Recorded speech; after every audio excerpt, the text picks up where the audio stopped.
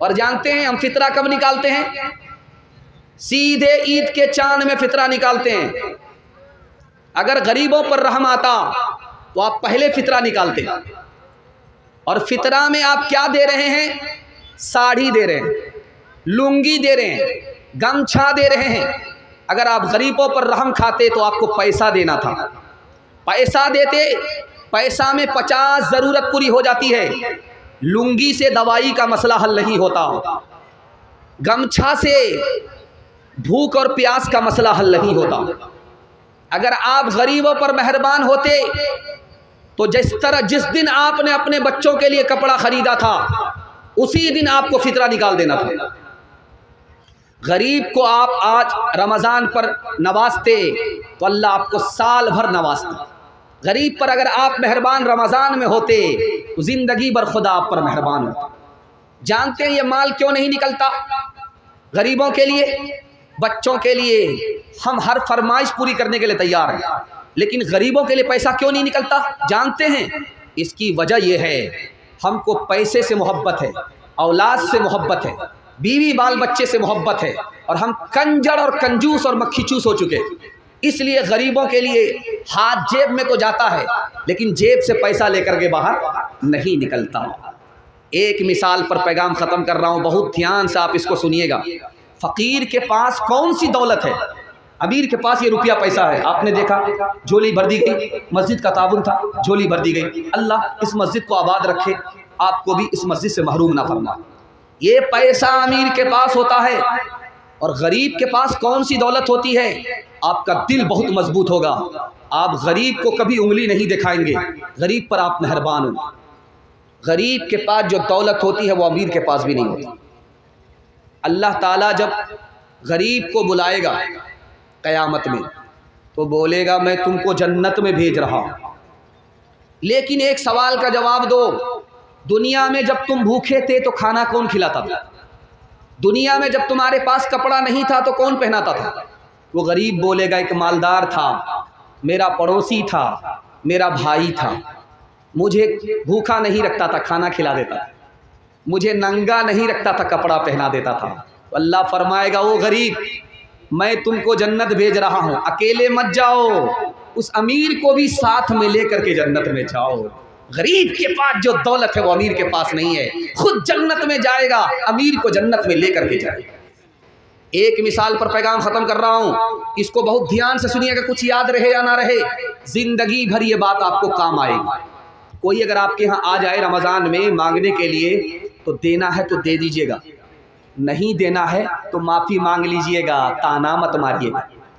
बहुत ख़तरनाक चीज़ है, अल्लाह का अर्श हिल जाता है। एक आदमी खाना खा रहा था, बीवी बगल में थी, पानी पिला रही थी, साइल आया तो शौहर ने कहा ऐसा करो ये खाना ले जाओ, वो जो बाहर खड़ा साइल है उसको दे दो। वो औरत जो खाना लेकर के गई हंसती हुई, वहाँ से जब वापिस आई तो रोती हुई आई। तो शौहर ने कहा अल्लाह के बंदी, हंसती हुई गई, रोती हुई आई, क्या वजह है? कहा वो जो भिखारी था वो मेरा पहला शौहर था, मेरे दरवाजे पर खड़ा था। कहा कि वो भिखारी कैसे हो गया? कहा बहुत बड़ा अमीर था, बहुत पैसे वाला था, गद्दी और सद्दी वाले था, दस्तरखान पर बैठा हुआ था, साइल आ गया, जूते से खबर ली, उस साइल को रोला करके भेजा, उसकी आह लग गई, सारी दौलत बेकार हो गई, भीख का कटोरा हाथ में आ गया। अब इस शौहर ने कहा कि वो साइल जिसको जूता मारा था तुम्हें पता है कौन है? वो मैं था। अल्लाह ने उसकी दौलत का मुझको मालिक बना दिया, उसकी औरत का मालिक बना दिया। हाथ जोड़ करके मैं आपसे कहता हूँ, गरीब को अब ताना नहीं मारेंगे, देना है दे दीजिए, नहीं देना है माफ़ी मांग लेना। हाथ उठा करके वादा कीजिए, बचाएंगे ज़्यादा, खर्च करेंगे कम। वो नबियों में रहमत लक़ब पाने वाला, मुरादे गरीबों की बरलाने वाला, वो नबियों में रहमत लक़ब पाने वाला, मुरादे गरीबों की बरलाने वाला, वो अपने पराए का गम खाने वाला, मुसीबत में गैरों के काम आने वाला, वाला, फकीरों का मलजा, ज़ईफ़ों का मावा, यतीमों का वाली, गुलामों का मौला। दूसरा पैगाम निकल गया। अब एक तीसरा पैगाम, इसको ध्यान से सुनिएगा। सामने रमज़ान है और आपको इतना फ़ायदा होगा कि आप हमारे लिए ज़िंदगी भर दुआ कीजिएगा। सुनने के लिए तैयार है? जोश के साथ हाथ उठा दीजिए। बहुत अच्छा आप सुन रहे हैं, आपने मेरा दिल खुश कर दिया। तीसरा पैगाम आपकी खिदमत में लेकर के आ रहा हूँ। 20 रमज़ान के बाद औरत को भी आप देखेंगे बाजार में, मर्द को भी देखेंगे बाजार में, बच्चों को भी देखेंगे आप बाजार में। किसके लिए? कपड़ा खरीदने के लिए। एटीएम साफ, जेब खाली, फरमाइश अभी तक पूरी नहीं हुई, औकात से ज़्यादा टूट करके कपड़ा खरीद रहे हैं, जबकि कपड़ा से संदूक भरा हुआ है। बच्चे का कपड़ा अलग, बीवी का कपड़ा अलग। क्या बोलेंगे? ये बच्चे मानते नहीं हैं। अरे अल्लाह का बंदा, मानते नहीं है तो कौन कहता है मनवाने के लिए? जेब को देख करके ना कपड़ा खरीदेंगे आप, दूसरे को देख करके कपड़ा खरीदेंगे, आपका तो सब कुछ निकल जाएगा। हम कपड़ा खरीद रहे हैं क्यों? दूसरे को दिखाने के लिए। हम कपड़ा खरीद रहे हैं दूसरे को देख करके, अपनी जेब देख ही नहीं रहे। अरे अल्लाह का बंदा, मैं हाथ जोड़ करके आपसे कहता हूँ, थोड़ा पैसा है, ज़्यादा महंगा कपड़ा मत खरीदिए। ज़्यादा पैसा है, महंगा कपड़ा खरीदिए, चल जाएगा।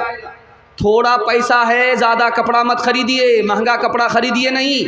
और जितना पैसा है उतने ही का कपड़ा खरीदिए, कर्जा मत लीजिए। मैं हाथ जोड़ करके कहता हूँ, वरना पागल होना पड़ेगा। ईमान का सौदा करना पड़ेगा। ईमान भी जा सकता है, आबरू भी जा सकती है। मैं बता रहा हूँ, ये पैसा है आपके पास तो आपकी कमर है, अगर ये पैसा निकल गया तो आपकी कमर टूट जाएगी। ये पैसा आपके पास है तो आपका दीन ईमान है, अगर ये पैसा चला जाएगा तो दीन ईमान का भी भरोसा नहीं है, वो भी चला जाएगा। बेटी ने बाप से पूछा, अब्बा हुजूर इंसाफ से बताओ, मेरी जो शादी कराए हो कितना पैसा खर्च हुआ था? तो बाप की आंख से आंसू निकल गए। कहा, बेटी इतना पैसा खर्च हुआ, इतना पैसा खर्च हुआ, उधार लेना पड़ा, कर्जा करना पड़ा, और तू जवान हो गई, तेरा बेटा जवान हो गया, मैं बूढ़ा हो गया हूँ, कब्र में पैर लटक गए, अभी तक कर्जा चुका नहीं सका हूँ। हाथ जोड़ करके मैं आपसे कहता हूँ, थोड़ा पैसा है थोड़ा खर्च कीजिए, ज़्यादा पैसा है ज़्यादा खर्च कीजिए। दूसरे को देख करके कौवा चला हंस की चाल, अपनी चाल भूल गया। गलती मत कीजिएगा, वरना पागल हो सकते हैं आप, आपका ईमान जा सकता है और रात दिन आपके घर में झगड़ा होता है। एक मिसाल पर पैगाम ख़त्म कर रहा हूँ। एक साइल आया, एक आदमी से बोला 10 रुपया दे दीजिए, दे दिया। दूसरे से कहा 10 रुपया दीजिए, दे दिया। ये तीसरे आदमी जो बैठे हुए थे मुड़ी गोद करके, इससे कहा कि 1000 रुपया दीजिए। ये आदमी कहता है सो करके उठा, भी बहुत दूर चला गया था, इसकी ससुराल है नहीं, लेकिन ये ससुराल के ख्याल में था, बहुत दूर चला गया था। इसको मैंने जगाया तो साइल ने इससे कहा कि हमको 500 रुपया दीजिए, इससे 10 रुपया, इससे 10 रुपया और इससे 500 रुपया। तो ये आदमी पूछता है, यार हमसे 500 रुपये क्यों मांग रहे हो? इससे तो 10 रुपया लिया है, इससे 10 रुपया लिया है, हमसे 500 रुपये क्यों मांग रहे हो? तो कहा कि तुम पानी की तरह पैसा उड़ा रहे हो, बहा रहे हो, तुमसे जो कुछ मिलेगा आज ही मिलेगा, कल नहीं मिलेगा। ये हिसाब से पैसा खर्च कर रहा है, इसलिए इससे 10 रुपया लिया, आज भी मिलेगा, ज़िंदगी भर मिलेगा। इंशाअल्लाह फरमाइश पूरी करेंगे, जेब को नहीं देखेंगे, हाथ उठाइए इंशाअल्लाह। ये देखिए सारी रामायण पढ़ी गई, सीता किसकी जोड़ी। फिर एक बार हाथ उठाइए, जितना पैसा होगा उतना ही खर्च करेंगे, थोड़ा होगा थोड़ा खर्च करेंगे, ज़्यादा होगा ज़्यादा खर्च करेंगे। हाथ उठाइए इंशाअल्लाह। वो अजब लोग थे जान क्या लोग थे, वो अजब लोग थे जान क्या लोग थे, जिंदगी छोड़ दी बंदगी के लिए। वो अजब लोग थे जान क्या लोग थे, जिंदगी छोड़ दी बंदगी के लिए। वो अजब लोग थे वो अजब लोग थे, जाने क्या लोग थे, जिंदगी छोड़ दी बंदगी के लिए।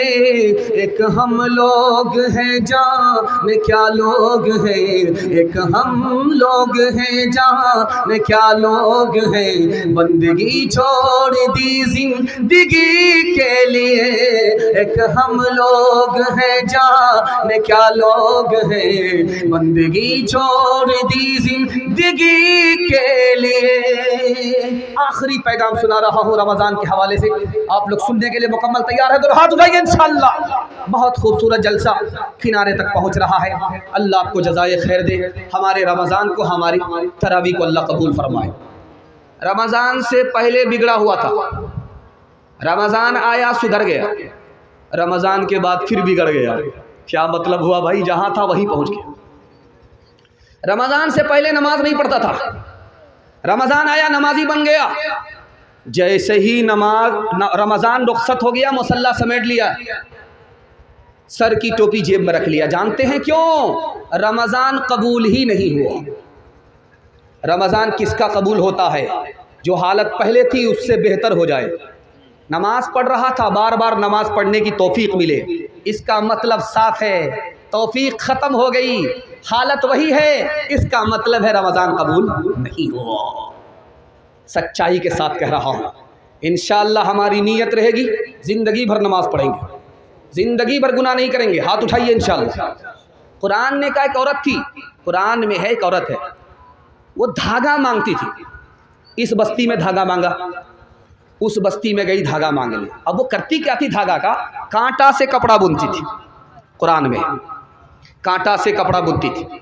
जब कपड़ा तैयार हो जाता था शाम के टाइम में, तो एक धागे को खींचती थी, उखेर कर भी बिखेर करके रख देती थी। जहां धागा वहीं पहुंच गया, कपड़ा ख़त्म हो गया, सारी मेहनत सुबह से लेकर के शाम तक की बर्बाद हो गई। ठीक यही मुसलमान का हाल है, उस पागल औरत की तरह जो दूसरे से कपड़ा भीख मांगा, उससे कपड़ा बुन करके तैयार किया, अभी कपड़ा तैयार नहीं हुआ कि धागे खींच लिए, वो धागा ही धागा रहा, कपड़ा नहीं रहा। कुरान में एक जगह है, एक कौम है, रात में सफ़र किया। हमारा बेटा जाता है पंजाब, पंजाब से घर आता तो ट्रेन में बैठता है, इधर घर में फ़ोन करता है कि अम्मा मैं सुबह को पहुंच रहा हूं, रात में बैठ गया हूं ट्रेन में। तो माँ इंतज़ार करती है, सोती नहीं है। बाप इंतज़ार करते हैं, सोते नहीं है। बीमार माँ बीमारी भूल जाती है, बूढ़ा बाप बुढ़ापे को भूल जाता है। दरवाजे पर खड़ा है बेटे के इंतज़ार में, बेटा पहुंच गया, लेकिन रात में चला बेटा, घर में पहुंचा ही नहीं। अब माँ भी परेशान कि बेटा है तो कहाँ। रात भर सफ़र किया, फिर वहीं पंजाब, रात भर सफ़र किया बिहार के लिए, फिर पंजाब, रात भर सफ़र किया, फिर वहीं। क्यों? अल्लाह का नाफरमान था।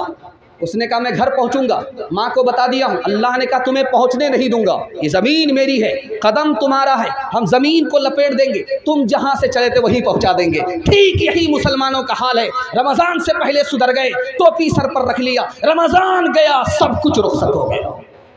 तीसरी बात बताने के लिए जा रहा हूँ, बहुत ध्यान से सुनिएगा। इसी कुरान में है कि दीवार को चाटता है याजूज माजूज। किससे? ज़बान से। वो दीवार पतली होती रहती है, पतली होती रहती है, पतली होती रहती है। अब टूटने वाली होती है तो क्या कहता? कल कर लेंगे, आज छोड़ दो कल कर लेंगे। इंशाअल्लाह नहीं बोला, वो दीवार फिर मोटी हो जाती है। यही हाल मुसलमान का है। रमज़ान में सुधर गया, रमज़ान जाने के बाद फिर बिगड़ गया, जैसा था वैसा ही हो गया। फैसला आपके हाथ में है। बताइए इंसाफ से कि रमज़ान कबूल हुआ कि नहीं। एक मिसाल पर पैगाम ख़त्म कर रहा हूँ, सुनने के लिए तैयार हैं? रमज़ान से पहले नमाज़ पढ़ेंगे, ज़िंदगी भर नमाज़ पढ़ेंगे, हाथ उठाइए इंशाअल्लाह। आज अज़ान सुनेंगे, कल नमाज़ पढ़ेंगे, हाथ उठाइए इंशाअल्लाह। हाँ, यहाँ आकर के फंसे, ध्यान से सुनिएगा। बाप बेटा बैल के ऊपर तिजारत करता था, इस बस्ती से उस बस्ती माल बेच करके आता था। 12 साल हो गया। तो बाप ने बेटा से कहा, रे बेटा हिसाब तो करो, कमाए कि नहीं गंवाए, नफ़ा कितना हुआ, नुकसान कितना। तो बेटा ने गिनती किया, हिसाब लगा। कब्बा हुजूर 12 साल पहले जहाँ थे वहीं हैं, सूद का पैसा लेकर के कारोबार किया था, नफ़ा नहीं हुआ है, खसारा ही खसारा है। इसलिए दिल में इरादा कर लीजिए कि रमज़ान में अपनी हालत बदलेंगे तो ज़िंदगी भर हमारी हालत नहीं बदलेगी, वही हालत रहेगी। इंशाअल्लाह ज़िंदगी भर नमाजी बनेंगे, ज़िंदगी भर के लिए रोज़ेदार होंगे। हाथ उठाइए इंशाअल्लाह। मुसलमानों मुसलमानों संभल जाओ, मुसीबत आने वाली है, तेरी बर्बादियों के मशवरे हैं आसमानों में। न समझोगे तो मिट जाओगे हिंदोस्ता वालों, तुम्हारी दास्तां तक भी न होगी दास्तानों में, तुम्हारी दास्तां तक भी न होगी दास्तानों में। आखिरी पैगाम रमज़ान के हवाले से आप लोग सुनने के लिए तैयार हैं? जोश के साथ हाथ उठाइए। आप लोग थक गए हैं मैं जानता हूँ, लेकिन आपका हौसला अभी तक जवान है।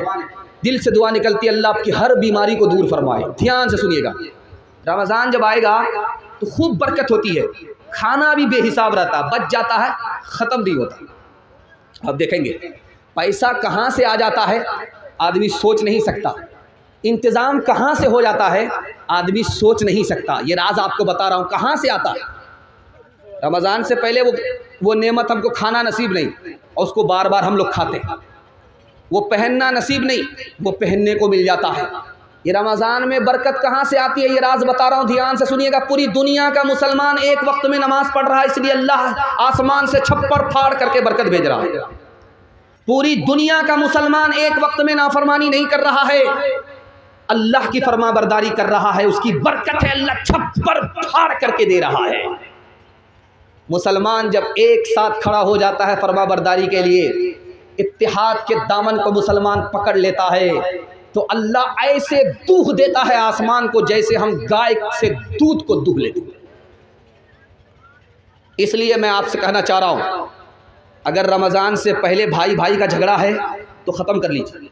हाथ उठाइए, भाई को माफ़ करेंगे, हाथ उठाइए इंशाअल्लाह। अगर बीवी से नफ़रत है, माँ बाप से नफ़रत है, तो मैं हाथ जोड़ के कहता हूँ रमज़ान से पहले उस नफ़रत को भूल जाइए, मोहब्बत करने का वादा कीजिए, इंशाअल्लाह मोहब्बत करेंगे। तीसरी चीज़, आपका भाई गरीब है, आपसे हालत उसकी अच्छी नहीं है, आप रमज़ान से पहले वादा कीजिए कि हम उनकी मदद करेंगे। इंशाअल्लाह आपका रिश्ता भाई से ऐसा मजबूत होगा कि कोई काट नहीं सकता, कोई तोड़ नहीं सकता। हाथ उठा करके वादा कीजिए, दूसरे की मदद करेंगे इंशाअल्लाह। अब मैं आपको राज बता रहा हूँ, ध्यान से सुनिएगा। 3 आदमी बैठे हुए थे चाय की दुकान में, चाय पी रहे थे। उसमें एक मुसहर बैठा हुआ था, एक डोम बैठा हुआ था, एक मुसलमान था। 3 आदमी थे बैठे हुए। ये मुसलमान कहता है डोम से कि तू मेरा भाई है, तेरे माँ बाप भी एक है, वही हमारे माँ बाप।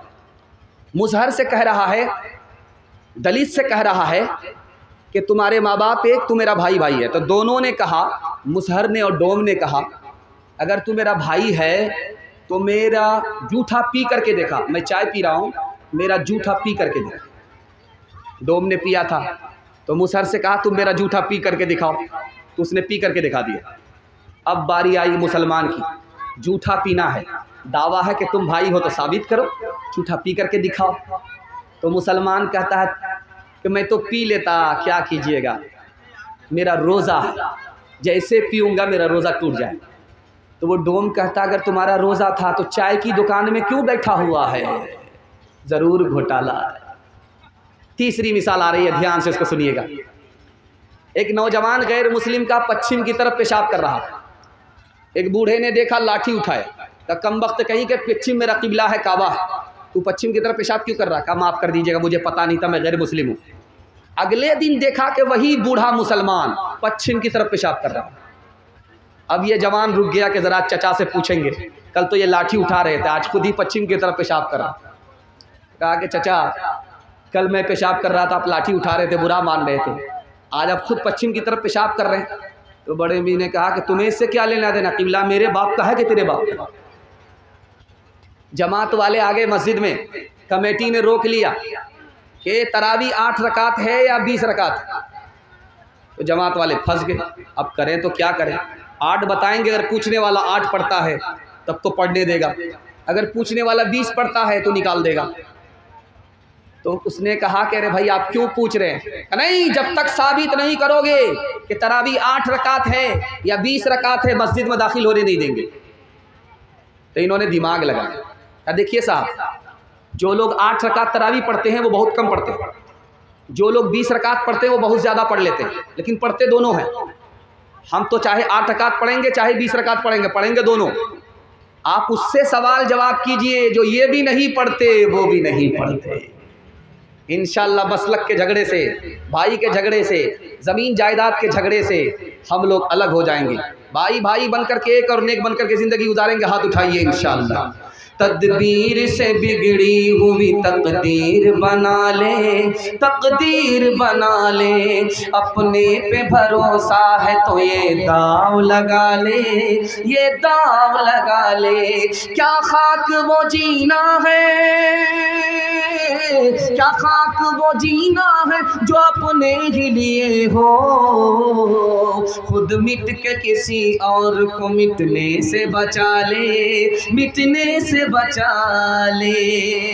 औरतों के हवाले से आखिरी पैगाम सुनने के लिए मुकम्मल तैयार है? दोनों हाथ उठाइए इंशाअल्लाह जोश के साथ। बिल्कुल आखिरी पैगाम औरतों के हवाले से सुना रहा हूँ। माँ बाप से ज़्यादा साली पर मेहरबान होंगे, हाथ उठाइए इंशाअल्लाह। बीवी से पूछ करके माँ बाप को खर्चा देंगे, हाथ उठाइए इंशाअल्लाह। बीवी से पूछ करके दाढ़ी रखेंगे, हाथ उठाइए इंशाअल्लाह। ये देखिए कहाँ है ये लोग, इन लोगों का जनाजा पढ़ेंगे। ये लोग जिंदा नहीं है। ध्यान से सुनिएगा। पंजाब से शौहर आया और बीवी से कहता है कि बड़ा अच्छा बंदर मिल रहा था, पैसा रहता तो तुम्हारे लिए खरीद करके ले आता। तो बीवी ने कहा इसमें परेशान होने की क्या बात है, पैसा भी बच गया, मेरे लिए तो सबसे बड़े बंदर आप ही हैं, बंदर खरीदने की ज़रूरत क्या है। बीवी ने शौहर से पूछा, जब मेहमान आते हैं तो मीठी मीठी बात करते हैं आप, जब मेहमान चला जाता है तो आप लाठी से बात करते हैं। तो शौहर ने कहा जैसी तू है वैसा मैं। जब तू बाज़ार जाती है तो बन ठन करके जाती है, बनारसी साड़ी पहन करके जाती है, और जब घर में रहती है तो अटीचर फटीचर रहती है, जैसी तू है वैसा मैं। एक औरत आई झाड़ फूँक करने वाले का, ये उल्टा चरखा चलाने वाला भी नाजिम है, झाड़ फूँक करने वाले के पास आई और कहा कि मेरा शौहर मुझको बात बात पर मारता, कोई ऐसी तरकीब कर दीजिए कि वो कभी हाथ ही न उठाए। ऐसी तरकीब कर दूंगा, और मुंह मांगा सिर्फ वो पैसा दे दो, ऐसी तरकीब कर दूंगा कि कभी हाथ नहीं उठाए। एक बोतल में पानी पर दम किया और कहा जब झगड़ा होने लगे तो मुंह में 2-4 घूंट लेकर के बैठ जाना, कुछ बोलना नहीं।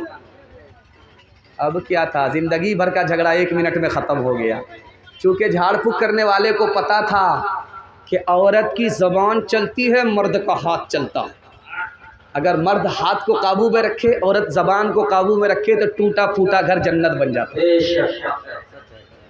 ध्यान से इसको सुनिएगा। दामाद बहुत चालू होता है, जब उसको पता चलता है कि घर में खाना अच्छा नहीं है तो सीधे ससुराल भागता है मुर्गा खाने के लिए। सास ने समझ लिया एक दिन मुर्गा खिलाएंगे, हर दिन आएगा, एक ही दिन ऐसा सबक सिखाएंगे कभी नहीं आएगा। जैसे ही ससुराल पहुंचा, सास ने खिचड़ी बना करके दे दी। अल्लाह, दामाद ने ससुराल में जब खिचड़ी को देखा तो तलवे का खून दिमाग पर आ गया। कहा कि अम्मा ये मेहमान खाना है कि जेल खाना है, मैं दामाद हूँ कि कैदी हूँ। अब बेटा खिचड़ी को बुरा भला मत कहो, अमीर भी खा लेते, गरीब भी खा लेते, किसी का पेट खराब नहीं होता। समझ में आ गया? बुढ़िया बहुत चालू है, मुर्गा बचाने की प्लानिंग है। तो दामाद ने कहा कि अम्मा रूखा सूखा कैसे खाया जाएगा, ये रूखी सूखी खिचड़ी कैसे खाई जाएगी, घी तो दे देते। बुढ़िया एक नंबर की कंजर थी, कंजूस थी, मक्खी चूस थी। खोटी में छुपा करके घी को रखा था। एक शायर शेर पढ़ रहा था तो सारे लोग आकर के 10 रुपया ही देते थे, इससे ज़्यादा नहीं देते।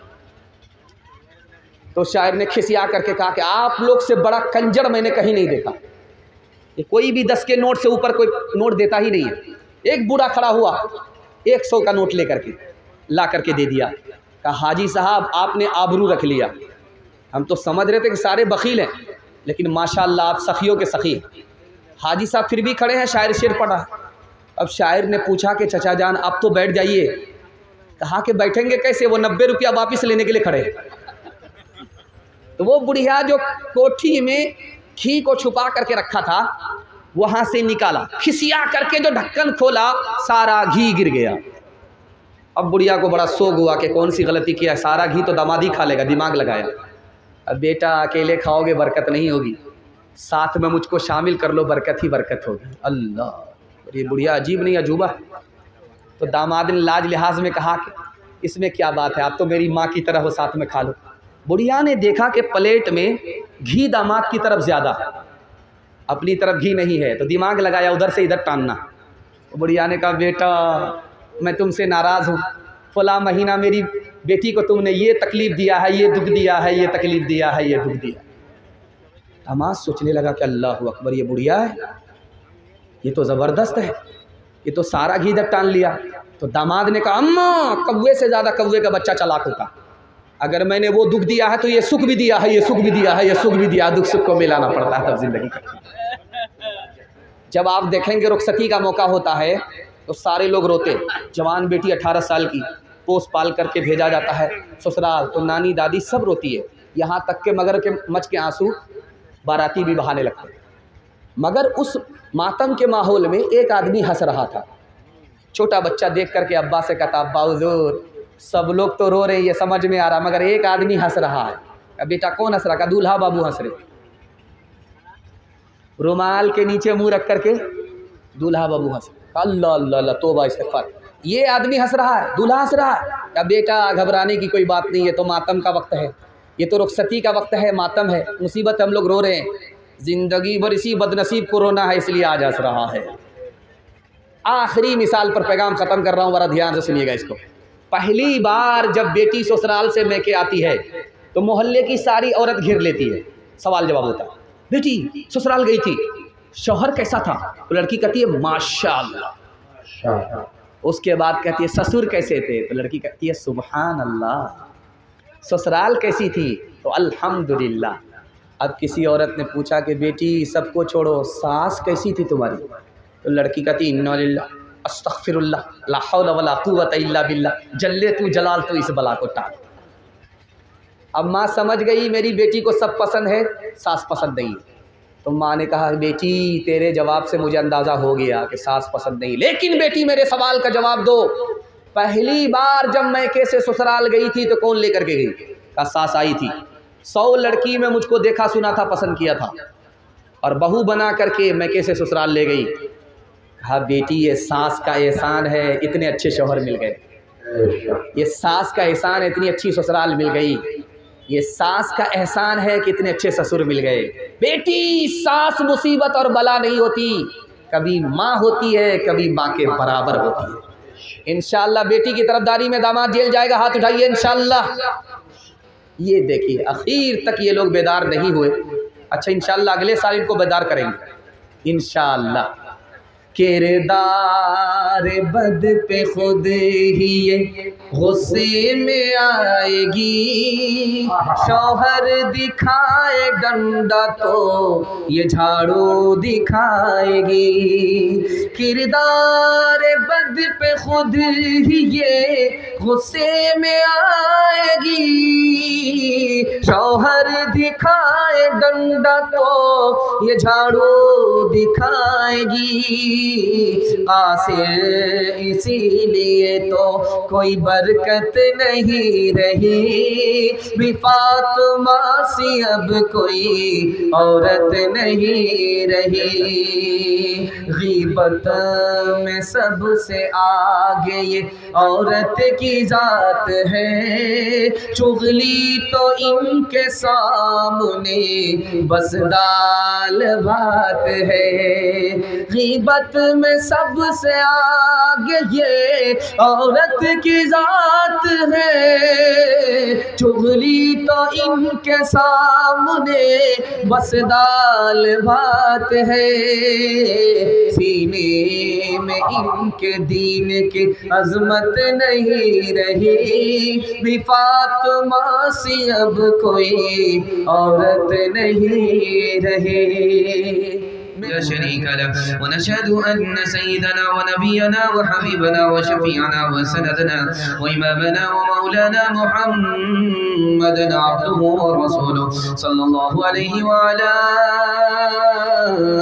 आलिहि व सहबिहि व बारक व सल्लम तस्लीमन कसीरा अम्मा बाद फ़अऊज़ु बिल्लाहि मिनश शैतानिर रजीम बिस्मिल्लाहिर रहमानिर रहीम लअल्लकुम तत्तक़ून सदक़ल्लाहु मौलाना अज़ीम व क़ाल नबी सल्लल्लाहु अलैहि वसल्लम गुफ़िर लहु मा तक़द्दम मिन ज़ंबिहि औ कमा क़ाल अलैहि सलातु वस्सलाम सुब्हानल्लाहि व बिहम्दिहि सुब्हानल्लाहिल अज़ीम व बिहम्दिहि अस्तग़फिरुल्लाह सल्लल्लाहु अला सय्यिदिना मुहम्मद सल्लल्लाहु अलैहि वसल्लम अल्लाहुम्मा सल्लि अला सय्यिदिना मुहम्मद या रब्बि सल्लि अलैहि वसल्लिम मुबारक हो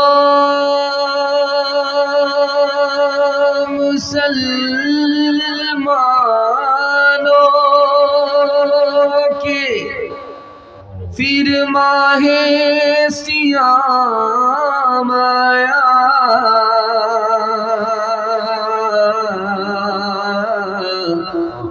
खुदा की रहमतों और बरकतों का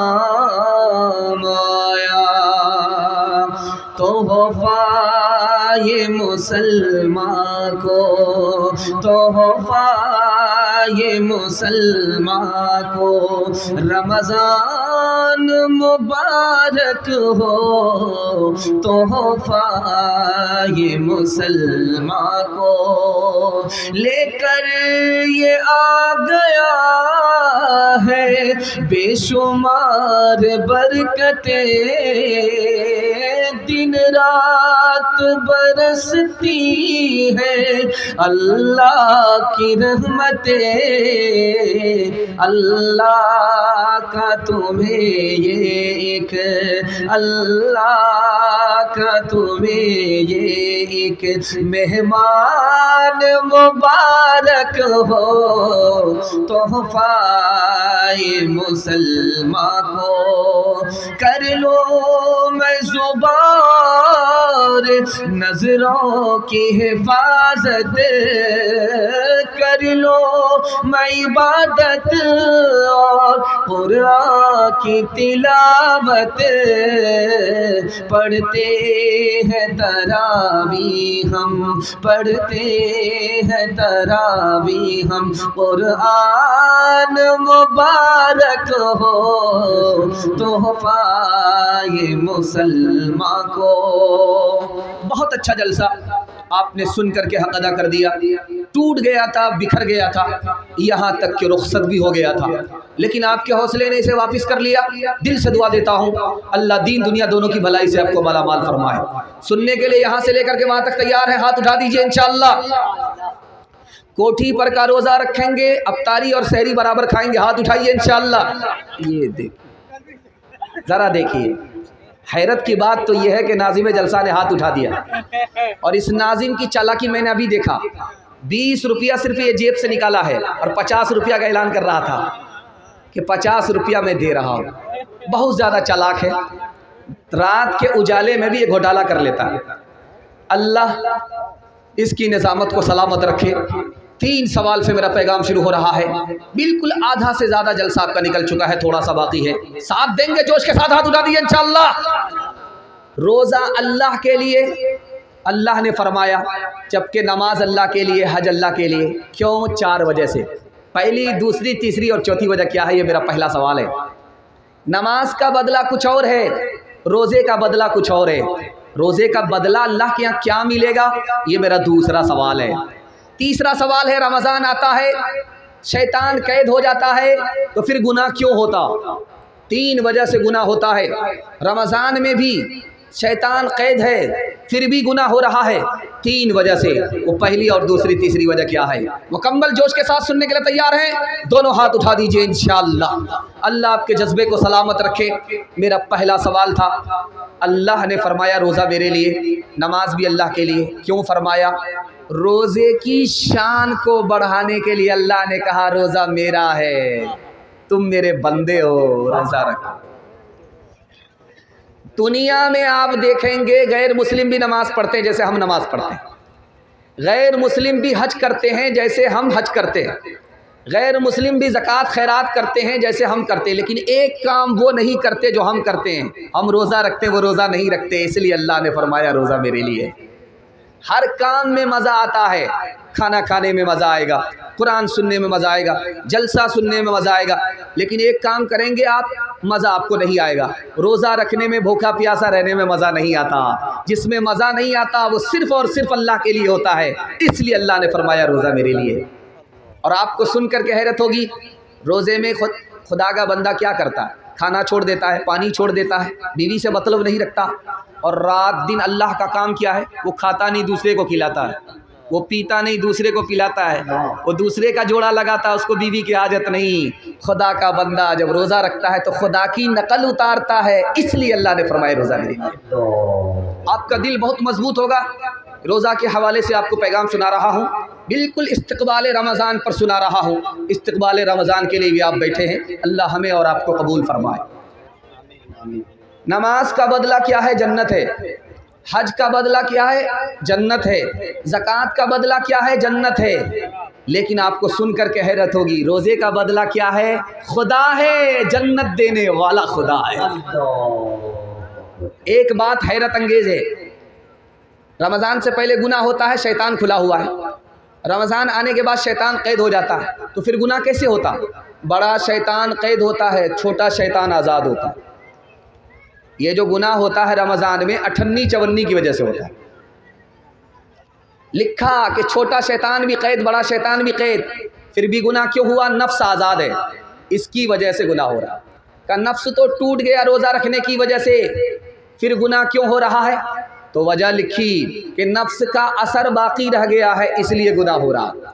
आप देखेंगे भाती, लोहार की दुकान में भाती होती है, लोहा गर्म होता है, लाल सुर्ख होता है, बगल में बाल्टी होती है, उसमें पानी रखा हुआ होता है, उस लोहे को निकाला जाता है आग से, बिल्कुल लाल सुर्ख लोहा, जैसे पानी में गया छन से बोलता है।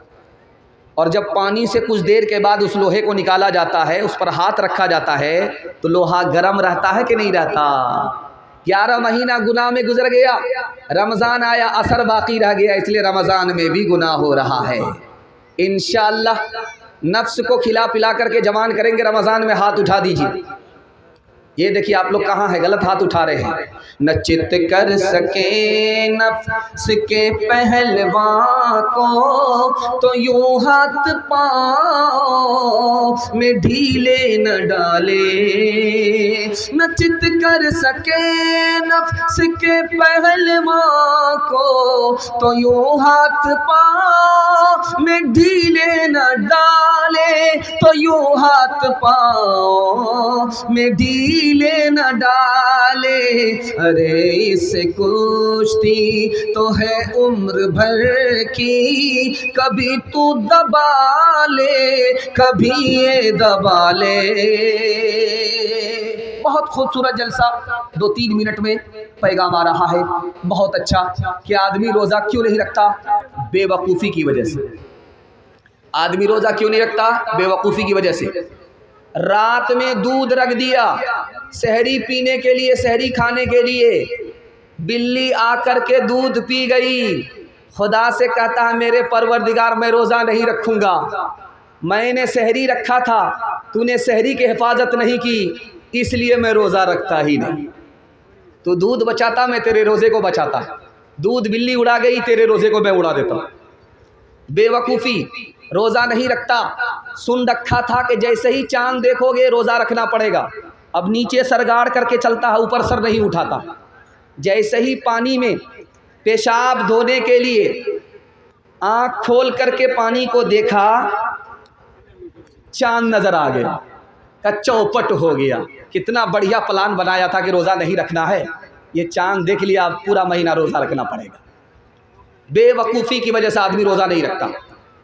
खुद रोज़ा नहीं रखा, बच्चे ने रोज़ा रखा, 10 साल का बच्चा, 12 साल का बच्चा रोज़ा रखा, क्या कहता, बेटा रोज़ा मत रखो, कमज़ोर हो जाओगे। बेटे ने रोज़ा तोड़ दिया। अब बेटे को तो गुनाह नहीं होगा, ये बच्चा है, इसका नाम अमाल खुला ही नहीं, लेकिन गुनाह किसको होगा? इस बदनसीब बाप को होगा, इसके नाम अमाल में बच्चे का गुनाह लिखा जाए।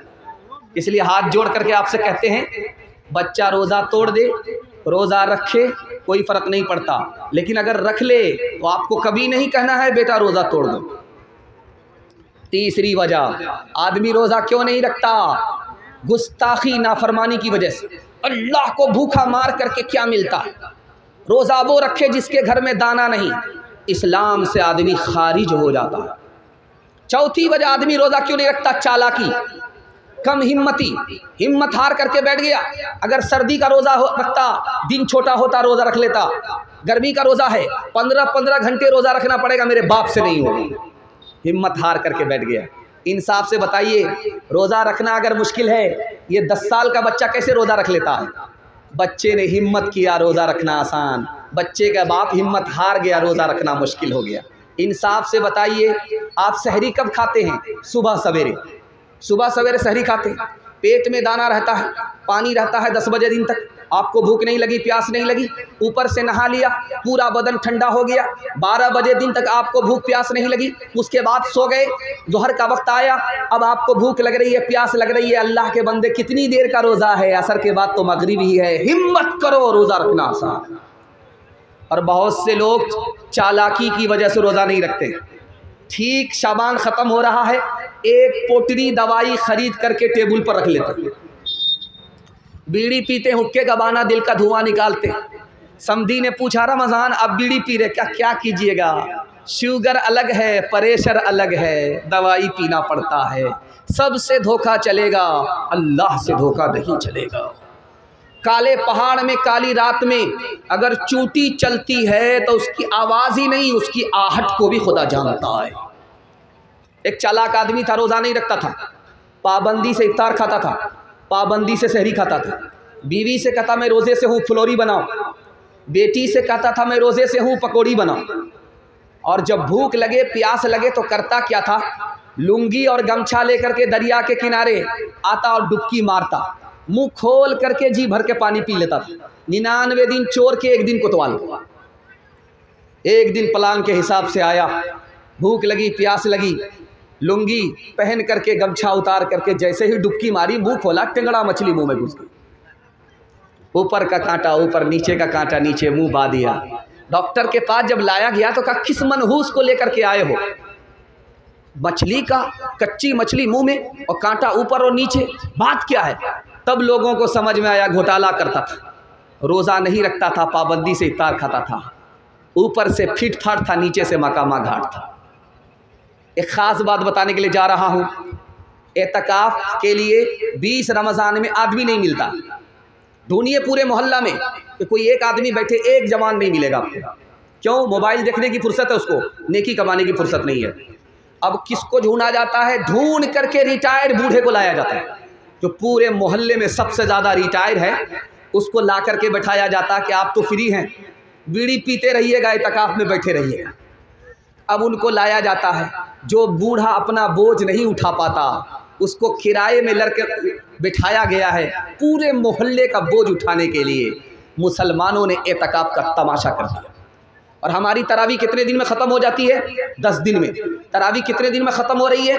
15 दिन में। अल्लाह का बंदा, ये तरावी ख़त्म नहीं हो रही है, कुरान ख़त्म हो रहा है। तरावी तो चांद से शुरू होती है, चांद पर ख़त्म होती है, ये ख़त्म कुरान हो रहा है। 20 रमज़ान से पहले छुट्टी हो गई, कोई भी नमाज पढ़ने के लिए मस्जिद में नहीं आ रहा है, बाज़ार में कपड़ा ख़रीदने के लिए जा रहा है, मस्जिद में नहीं आ रहा है। रात आई शबे कदर की 21वीं को, 23वीं को, 25वीं को, 27वीं को, 29वीं को, और ये बदनसीब अपने दामन को नेकी से भर नहीं सका, धोबी के गड्ढे से बदतर रहा, न इधर का रहा न उधर का। एक ख़ास बात, रमज़ान में तरावी के लिए कमेटी बैठती है, प्लान होता है, ऐसा हाफिज़ चाहिए जो रेला हाफिज़ हो, रेला, एक दिन में दिल्ली पहुंचा दे, राजधानी हो, शताब्दी हो, तमाम अंधों में काना राजा। एक हाफिज़ आ गया, उसने कहा आप लोग तरावी सुनना चाहते हैं? कहा हाँ। कहा कितने दिन में सुनना चाहते हैं? आप कितने दिन में सुना सकते? कहा एक दिन में आप हमारे पीछे आंख बंद कीजिए, हम आपको सीधा दिल्ली पहुंचा दें। बोला नहीं नहीं बहुत भारी हो जाएगा, 3 दिन में ख़त्म कीजिए। पहला दिन आया 10 पारे हो गए, दूसरा दिन आया 20 पारे हो गए, तीसरा दिन आया तो ऐलान किया मुबारक हो तरावी ख़त्म। एक आदमी पीछे तरावी सुन रहा था, उसको सूरह यासीन याद थी। उसने कहा पूरा कुरान पढ़ दिया, सूरह यासीन नहीं आई, ज़रूर घोटाला किया। यालमुन तालमुन करके दिल्ली पहुँचाया। कहा हाफिज़ साहब बुरा मत मानिएगा, आप लगता है घोटाला किए हैं, आपने यालमुन तालमुन करके कुरान ख़त्म किया है, सूरह यासीन तो नहीं आई। तो ये समझ गया मेरी चोरी पकड़ी गई, अब ये निकलने का रास्ता तलाश कर रहा है। ये कहता आपने बिल्कुल सही कहा, मैंने जानबूझ करके छोड़ दिया था। सूरह यासीन जिंदा पर नहीं पढ़ी जाती है, मुर्दा पर पढ़ी जाती है। अगर मैं खड़े खड़े पढ़ देता, आप लोग खड़े खड़े होते तो सब लोग घोलट जाते, सबका जनाजा उठ जाता, इसलिए छोड़ दिया था। मुसलमानों संभल जाओ, संभल जाने का वक्त आया, बहुत सोए हो तुम अब होश में आने का वक्त आया, बहुत सोए हो तुम अब होश में आने का वक्त आया। जला डाली थी तुमने कश्तियाँ उम्बलोस के साहिल पर, मुसलमान फिर तेरी तारीख दोहराने का वक्त आया। जहाँ से 300 जहाँ से 313 चले थे तुम मुसलमानों, उन्हीं माजी की राहों पर, उन्हीं माजी की राहों पर पलट जाने का वक्त आया, उन्हीं माजी की राहों पर पलट जाने का वक्त आया। ख़त्म तरावी में ज़्यादा होंगे, सूरह तरावी में कम होंगे। हाथ उठाइए इंशाअल्लाह।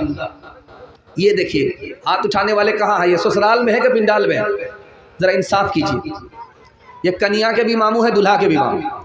ध्यान से सुनिएगा, दूसरी कोताही रमज़ान के हवाले से आपको सुनाने के लिए जा रहा हूँ। बिल्कुल आपका जलसा निकलना, आपने मेरा इतना दिल खुश कर दिया कि आपको दिल से मैं दुआ दे करके जा रहा हूँ। अल्लाह आपके जवान बेटे को जायज़ रोज़गार अता फरमाए, जवान बेटी के लिए अल्लाह गैब से मुनासिब जोड़े का इंतज़ाम फरमाए। ध्यान से सुनिएगा दूसरा नमूना। रमज़ान के महीने में हम लोग रोज़ा रखते हैं, भूखा रहते हैं, प्यासा रहते हैं, और कब तक रहते हैं? जब तक सूरज डूब न जाए। और जानते हैं ऐसा क्यों करते हैं? ताकि हमको गरीब पर रहम आए कि भूखा आदमी कैसा लाचार होता है, प्यासा आदमी कितना बेबस होता है। हमने रोज़ा रखा, सुबह से लेकर के शाम तक भूखे रहे, प्यासे रहे, और गरीबों पर हमें रहम नहीं आया, हमारा रोज़ा बेअसर हो गया।